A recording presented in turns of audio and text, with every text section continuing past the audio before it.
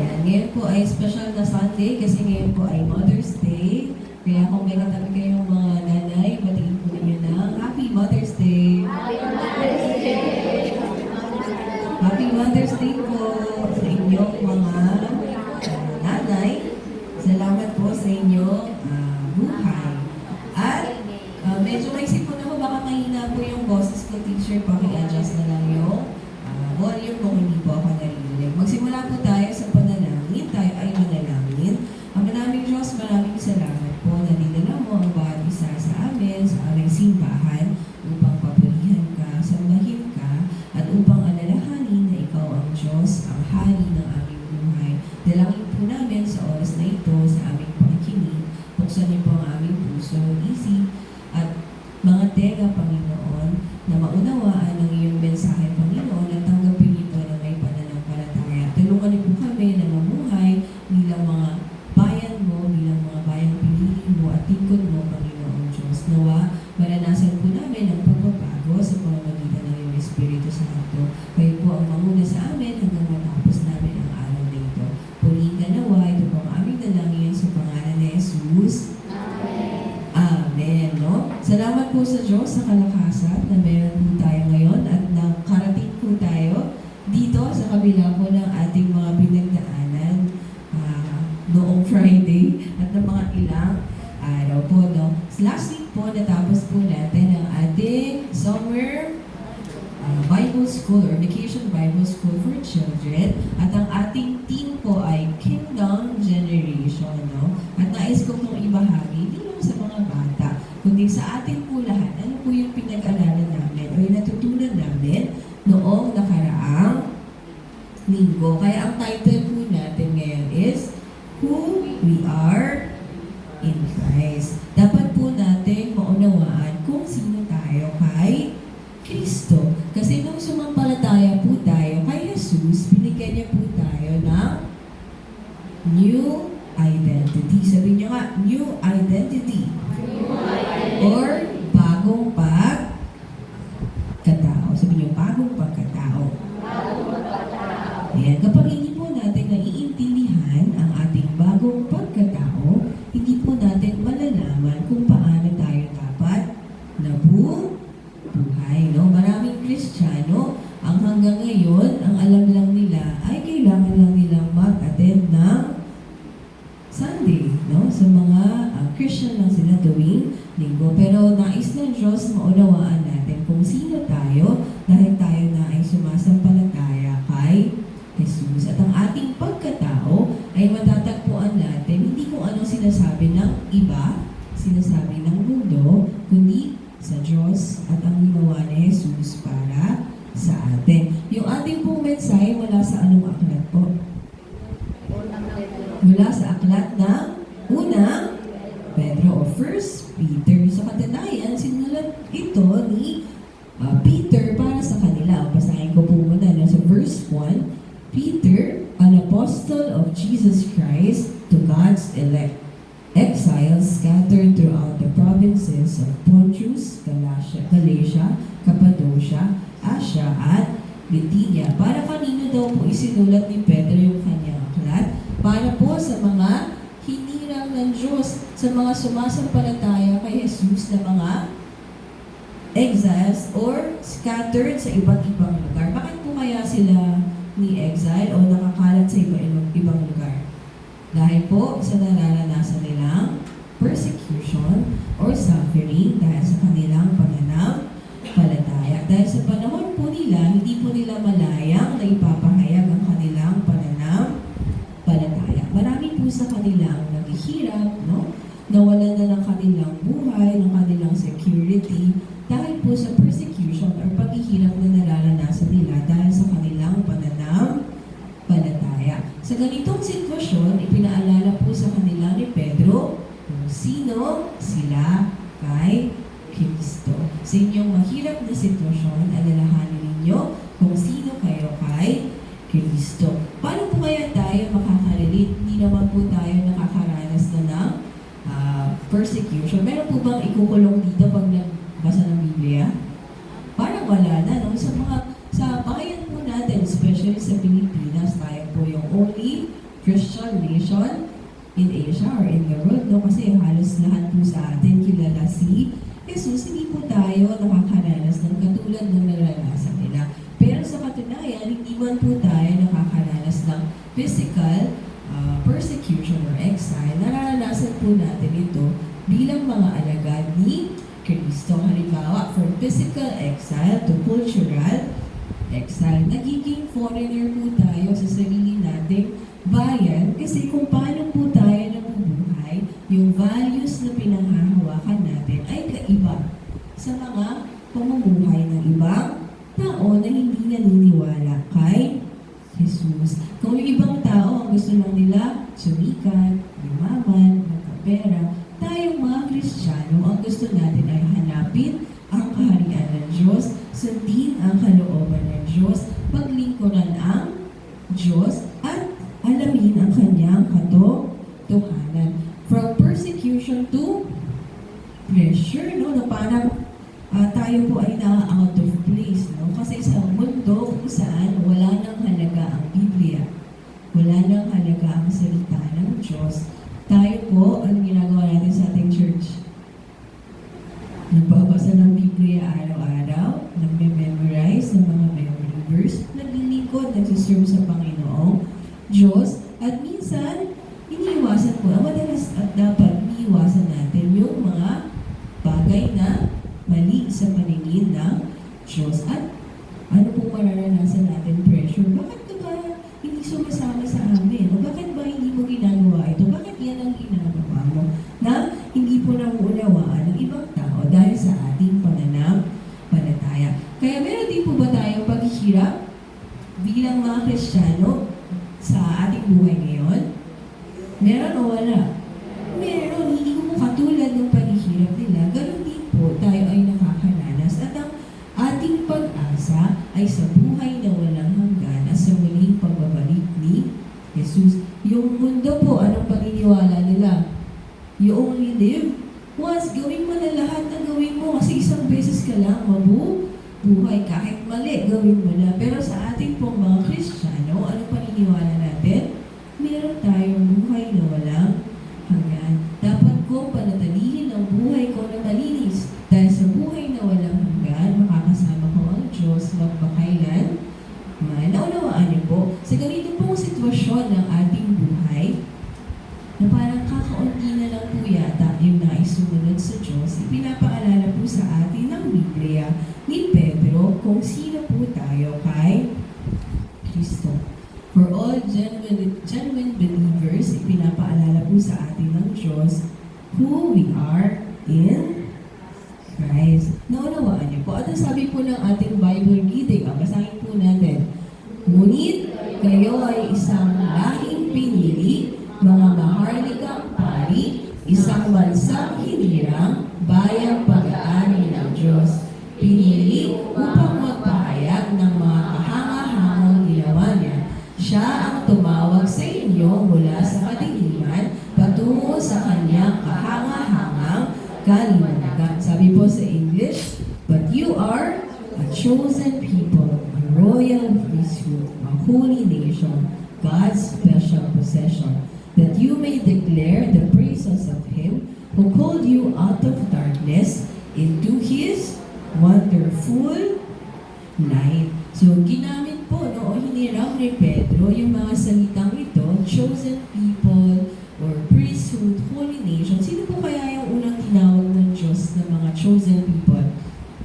Ang bayang Israel. Sa katunayan, it is Israel, yung pinili ng Diyos. Pinili ng Diyos, sino? Sa Genesis chapter 12, sino yung tinawag ng Diyos? Abraham, At mula kay Abraham, kita natin si Isaac, si Jacob, at ang bayang Israel. Sila yung pinili ng Diyos to represent God sa buong mundo. At ngayon po, ang ating quiet time ay sa book of Genesis. At habang patuloy po tayo nagbabasa, patuloy po nating nauunawaan na yung bayang pinili ng Diyos, natupad po ba nila yung kanilang tungkulin bilang bayang pinili ng Diyos? Hindi po, no? Isang pag nagbabasa, ano ba naman ito si Jacob, bakit ka naman ganito ginawa? Ano ba naman, na minsan to, the more na babasa po tayo, the more natin na-realize, hindi po nila natupad yung kanilang tungkulin bilang bayang pinili ng Diyos. Gayon pa man, hindi po nabibigo ang plano ng Diyos dahil yung hindi po nila nagawa ay napagtagumpayan at nagawa po ng Diyos sa pamamagitan ni Jesus. Sa pamamagitan ni Jesus na wala rin po sa bayang Israel. Kaya nga po, ngayon, ang mga sumasampalataya kay Hesus Kristo ay tumanggap na po ng ganitong bagong pagkatao. Dahil sumasampalataya na tayo kay Kristo, tayo na po yung may ganitong bagong pagkatao. Dahil kay Kristo, ano daw po tayo? We are chosen people, royal priesthood, holy nation, and God's special possession. Ibig sabihin po, ang Christianity, hindi lang siya religion. Hindi lang siya katulad ng mga ibang relihiyon na meron lang po tayong kinikip na ceremony or tradition. Ang Christianity po ay tungkol sa bagong pagkatao, tungkol sa bagong buhay. Ano pong sabi ng Biblia? 2 Corinthians 5:17, basahin po natin.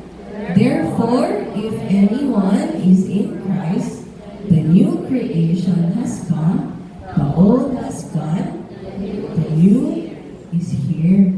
Ang pagiging Kristiyano ay hindi lang pag-attend every Sunday ng ating worship, kundi ipamuhay ang ating bagong pagkatao araw-araw. Hindi lang po tayo every Sunday Kristiyano, kundi Monday hanggang Sunday tayo po ay nabubuhay ayon sa salita ng Diyos. Kaya nga po, lagi po tayong pinapaalalahanan na magbasa ng Biblia, manalangin, kasi tayo na ay may bagong pagkatao, tayo na ay kabilang sa pamilya ng Diyos. Kaya dalangin ko po, lahat ng members ng Light of Life Church, tunay ninyong maunawaan kung sino kayo kay Kristo at ipamuhay natin ang ating bagong pagkatao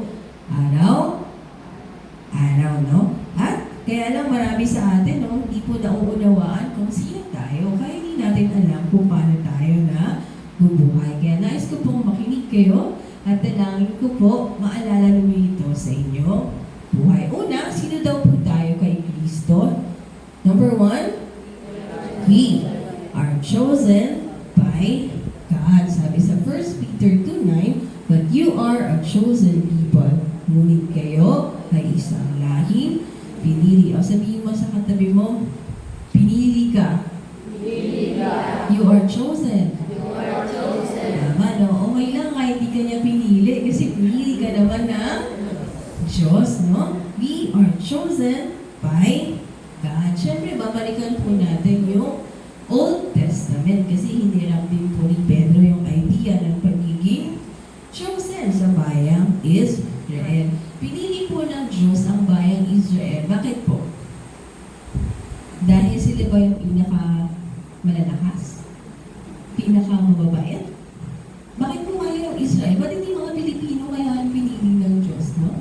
Ba't hindi kaya mga Korean or mga American? Bakit po kaya bayang Israel ang pinili ng Diyos? Sabi po ng Deuteronomy 7:6-8, kayo ay bansang itinalaga kay Yahweh, hinirang niya kayo sa lahat ng bansa upang maging kanyang sariling bayan. Pinili niya kayo at inibig, hindi dahil mas marami kayo sa iba kaysa ibang mga bansa, sa katunayan, kayo pa nga ang pinakaunti sa lahat. Pinili niya kayo, basahin niyo po, pinili niya kayo dahil sa pag-ibig niya sa inyo at sa kanyang pangako sa inyo mga ninuno. Ano sabi ng Diyos? Pinili kayo dahil hindi kayo yung pinakamalalakas, pinakamagagaling, pinakamatatalino, pinakamabait. Pinili kayo ng Diyos dahil sa kanyang pag-ibig para sa inyo. Dahil sa kanyang kagandahang loob. Ganon din po tayo. Hindi tayo pinili ng Diyos dahil tayo po yung pinaka-maganda, pinaka-pogi, pinaka-talino, ng Diyos dahil mahal niya tayo. Pinili ka ng Diyos dahil mahal ka niya at pinili ka niya ayon sa kanyang kagandahang loob. Halimbawa po sa ating quiet time, no? Sino po yung may anak na kambal? Sa ating quiet time, sa ating Bible meeting. Si Rebecca, di ba? Sino yung anak niya? Si Esau at si Jacob. Sino po yung pinili ng Diyos? Si Jacob. Bakit kaya? Sabi ng Biblia, pinakilala ng Diyos ang kanyang pagpili ay ayon sa sarili niyang layunin at hindi batay sa gawa ng tao. Kaya bago pa ipanganak ang mga bata at bago pa sila makagawa ng anumang mabuti o masama, sinabi na ng Diyos kay Rebecca, maglilingkod ang mas matanda, ang mas matanda na nakakabata. Ibig sabihin, no, bago pa daw, before they do something good or right, pinili na ng Diyos si Jacob kaysa sa kanyang kapatid, ayon po sa kanyang layunin for His purpose and for His will. Ganun din po ang ating kaligtasan ay hindi dahil sa ating sariling mga gawa, kundi ayon sa layunin ng Diyos. Kaya wala po tayong maipagmamalaki sa Diyos dahil lahat ay ayon lang sa kanyang kagandahang loob, no? Grace para po sa atin. At tayo rin po bilang mga Kristiyano, tayo rin ay pinili ng Diyos dahil sa kanyang pag-ibig, dahil sa kanyang grace o kagandahang loob, at para po sa kanyang purpose or layunin. O bakit po tayo pinili ng Diyos? Sabi po ng Biblia, basahin po para hindi po kayo makatulog. Bago pa likhain ang sanlibutan, ay pinili niya tayo upang maging Kanya sa pamamagitan ng ating pakikipag-isa kay Kristo at upang tayo'y maging banal at walang kapintasan sa harap niya. Dahil sa pag-ibig ng Diyos. Nakita niyo pareho lang, no? Bilang mga Kristiyano, tayo ay pinili ng Diyos dahil sa kanyang pag-ibig. Pinili niya tayo bago pa likhain ang mundo. Naisip niyo po yun? Bago ka pa dumating sa mundo, pinili ka na ng Diyos. At ano pong layunin ng Diyos sa kanyang pagpili sa inyo? Upang tayo'y maging banal at walang kapintasan sa harap niya. That we may be holy. Upang tayo ay bigyan ng bagong pagkatao. Pinili tayo ng Diyos at iniligtas tayo ng Diyos, hindi para magpatuloy po tayo sa buhay na makasalanan, kundi upang tayo ay magkaroon ng bagong buhay sa Kanya, bagong direksyon, bagong paghangad na sumunod sa Diyos, at bagong simula at bagong buhay kay Jesus. Kaya sabi po ng Biblia, basahin niyo po, kaya nga, dahil kayo'y hinirang ng Diyos, minamahal niya at pinili para sa Kanya, dapat kayong maging mabait, mapagpakumbaba, mahinahon, at matiis. Lahat po ng mga verses po na ito, binasa po natin ngayong week kung nag-join po kayo ng ating Bible reading. Sabi dyan, dahil binago na ang inyong pagkatao, dapat ang inyong buhay rin ay nagbabago. Napansin niyo, unang-unang sinabi, kayo ay pinili. You are chosen, no? At dahil kayo ay pinili, ngayon, mabuhay kayo ng iba. Tama po ba? Minsan po, no, yung iba, sa kanila ako susunod sa kay Jesus pag mabait na ako. Or kapag nahinto ko na yung mga bisyo ko. Or mali po, kasi po ang pagbabago ay nagsisimula paano? Una, sa ating pananampalataya kay Kristo.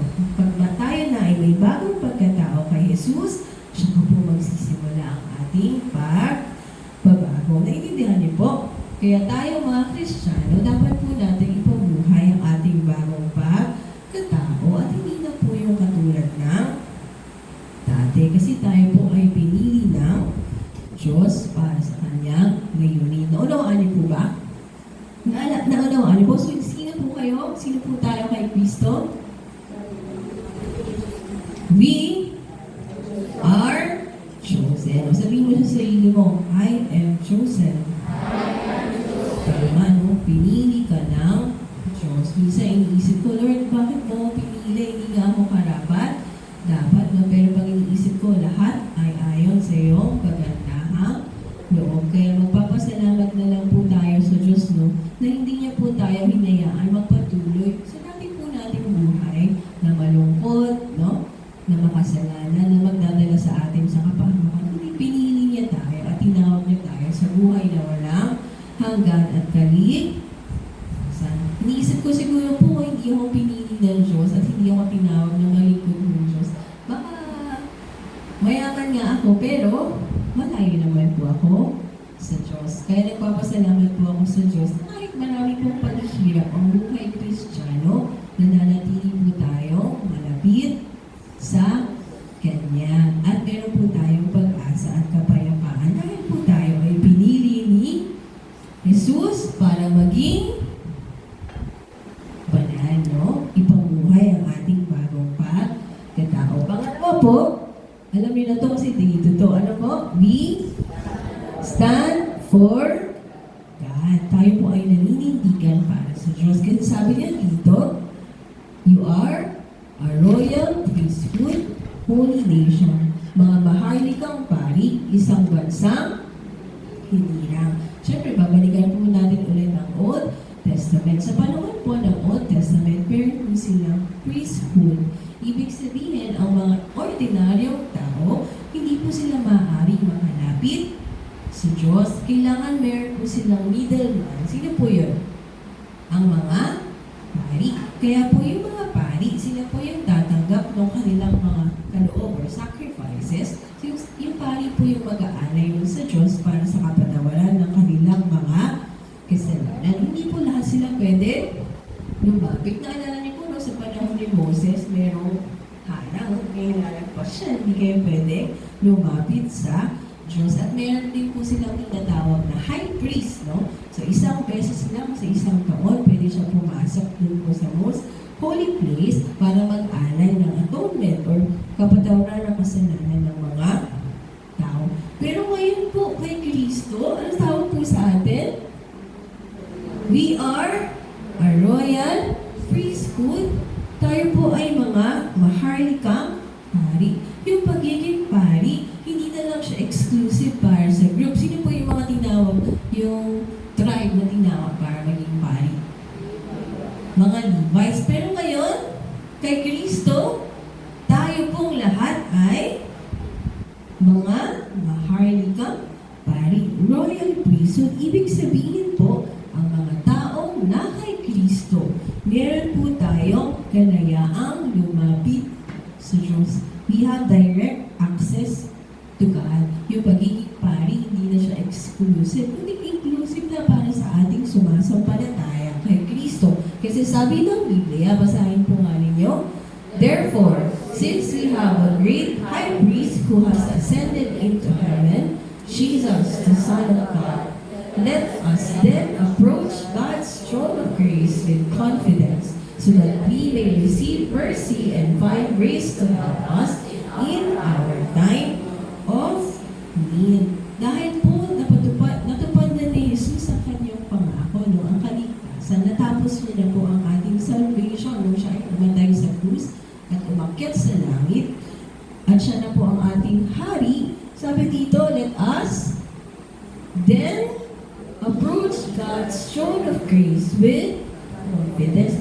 Dalawang bagay po ibig sabihin. Una, malaya na po tayong makakalapit sa Diyos. Hindi na po natin kailangan ng middleman. If you have faith in Jesus, if you are in Christ, malaya na po kayong makakalapit sa Kanya. You can pray directly to God. Pwede na po tayong sumamba sa Kanya ng personal, no, diretso, at tumawag at lumapit sa Kanya kahit anong oras. Ano po meron tayo? Wow! Direct access to God. Bakit? Because we are royal priesthood. priesthood, no? Pangalawang bagay, ano po yung ginagawa ng pari? Yung pari po is representative ng Diyos para sa mga tao at representative ng tao sa Diyos. Tayo po, mga Kristiyano, we represent God in the world. Ipinapahayag po natin kung sino ang Diyos sa mundo. Kasi ano po yung sabi ng susunod na verse? That you may declare the praises of Him who called you out of darkness into His wonderful light. Pinili upang magpahayag ng mga kahangat-hangang ginawa niya. Upang ipahayag sa buong mundo kung sino ang Diyos. Dapat po tayo, we are reflecting. Sino po? Si Jesus. Kasi we are a royal priesthood. We are not representing ourselves. Sino po yung nire-represent natin? Si Jesus na nagligtas po sa atin. Kaya dapat po yung ating behavior, yung ating kilos, yung ating pananalita, yung ating relationship, no, yung ating buhay, ay magpapakita po kung sino ang Diyos. Naunawaan niyo po ba? Kasi anong sabi ni Pedro? He called you out of darkness into His wonderful light. Tinawag tayo mula sa kadiliman. Ano pong ibig sabihin ng kadiliman? Ito po yung ating buhay na mga makasalanan nung wala pa po tayo sa Diyos. At niligtas niya na po tayo sa madilim nating buhay patungo po sa Kanyang liwanag upang ipabuhay ang ating bagong pagkatao. Kaya ano pangalan ng church po natin, no? Light of Light. Kasi you are called to shine the light of Jesus. Ano po sabi ng Biblia? Let your light shine before others that they see your good deeds and glorify your Father in heaven.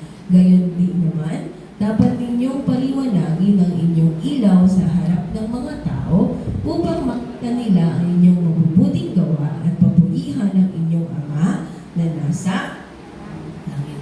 As Christians, we are representing God sa mundo. Pinapahayag po natin si Kristo sa lahat ng tao. Kaya nga kung tayo po mga Kristiyano, tayo po yung mga nagchichismisan, tayo po yung nag-aaway-away, ano pong larawan ni Kristo yung ipinapakita natin sa mundo? Maganda o masama?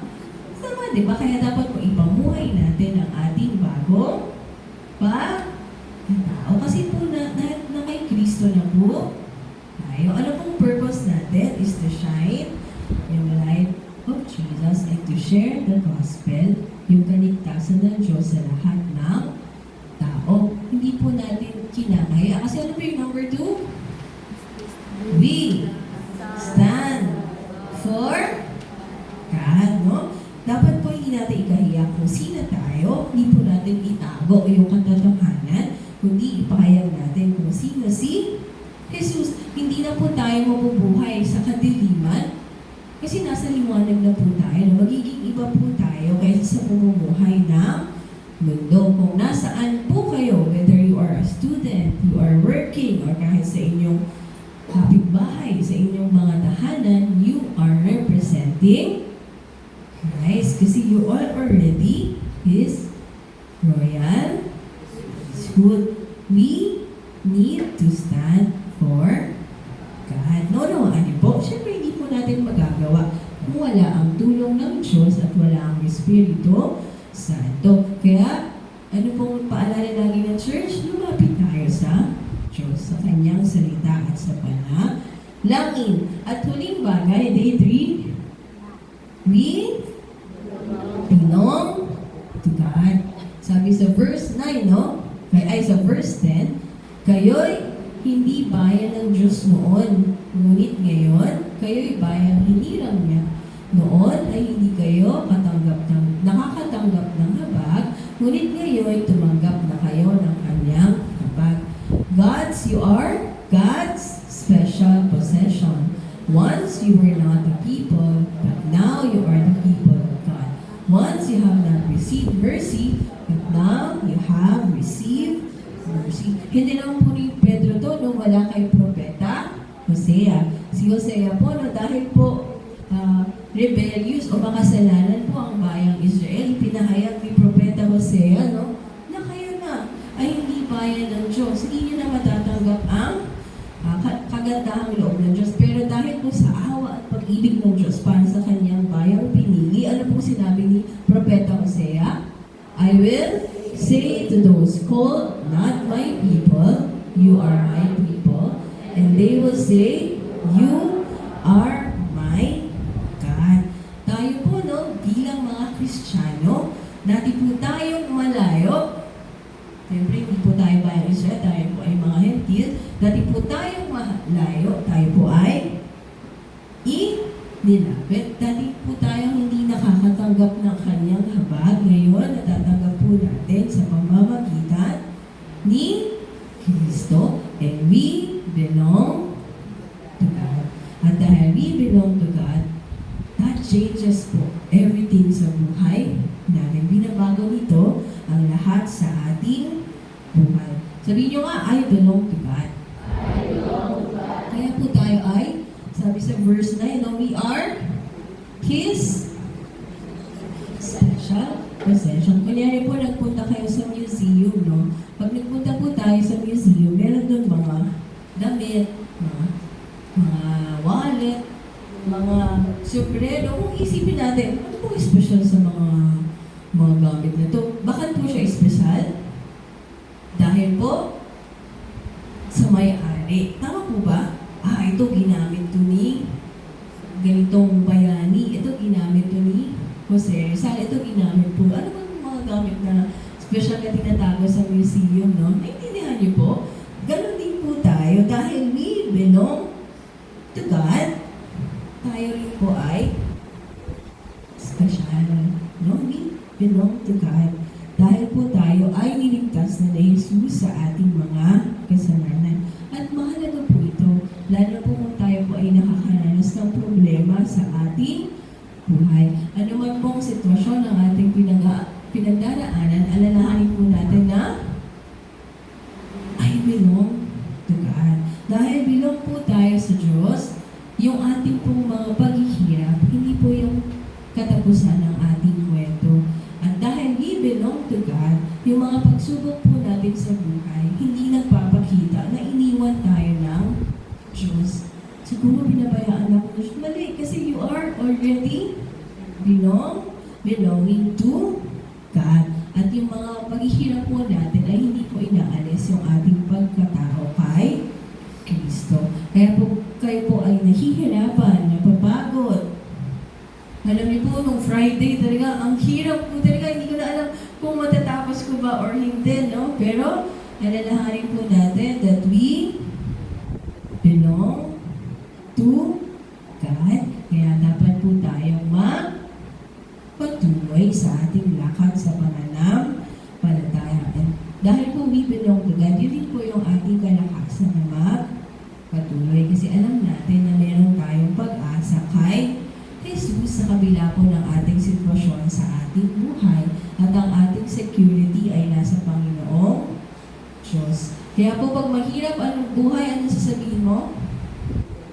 I belong to God. Kapag nakapanghinaan ng loob, anong sasabihin mo?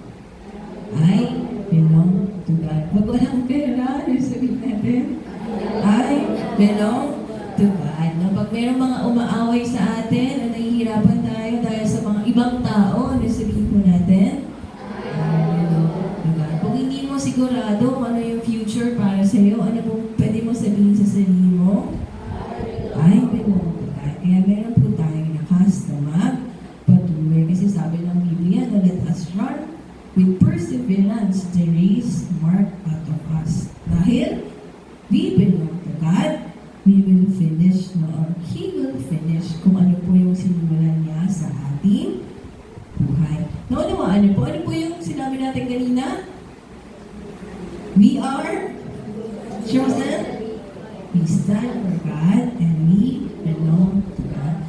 Ang bagong pagkataon na ito ay para lamang po sa mga taong tunay na sumasampalataya kay Kristo. Kaya kung sa tingin mo, wala ka pa ng ganitong bagong pagkatao, sumampalataya ka sa Jesus. Kasi ang sabi niya, subalit ang lahat ng tumatanggap at sumasampalataya sa Kanya ay binigyan niya ng karapatang maging mga anak ng Diyos. Ang kailangan mo lang gawin ay sumampalataya kay Jesus at sa Kanyang ginawa para sa iyo. At kung ikaw ay tunay na nagsisisi sa iyong mga kasalanan at tunay na sumasampalataya kay Jesus, mararanasan mo rin yung Kanyang kapatawaran, kaligtasan, at magkakaroon ka ng bagong pagkatao kasi ikaw ay magiging kabilang sa pamilya ng Diyos. Kaya po, sino po tayo kay Kristo? We are chosen. We stand for God and we belong to God. Dahil alam mo na kung sino ka. Alam mo na ba kung paano ka mabubuhay araw-araw? Alam mo ba kung paano ka dapat mabuhay araw-araw? No? Dapat ipahayag natin, i-present natin si Jesus sa mundo at ipahayag ang kanyang mga kahanga-hangang ginawa araw-araw. Hindi lang po tayo Kristiyano every Sunday sa church, kundi nasaan man po tayo, we are chosen, we should stand for God, and we belong to God. Amen po ba? Tayo po ay magtapos sa panalangin, tayo ay manalangin. Ama naming Diyos, maraming salamat po sa katotohanan ng iyong mga salita. Maraming salamat po sa kabila ng aming kahinaan, ng aming mga kasalanan, ng aming pagkukulang. Pinili niyo kami para sa kaligtasan, pinatawad ninyo ang aming mga kasalanan, at binigyan niyo po kami ng bagong buhay sa pamamagitan ni Jesus.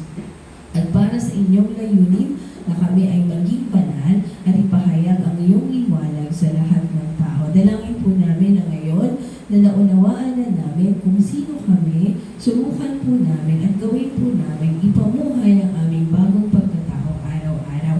Hindi po namin kayang gawin sa sarili naming kalakasan. Sa inyo po kami umaasa, Panginoon. Gabayan niyo po kami ng iyong Espiritu Santo. Dalangin ko po na lahat ng members ng Light of Life Church ay mabuhay araw-araw bilang tao, pinili mo, bilang baharlikang pay, bilang bayang pinili mo, Panginoon, para sa iyong kalwalhatian. Maraming salamat po sa oras na ito. Purihin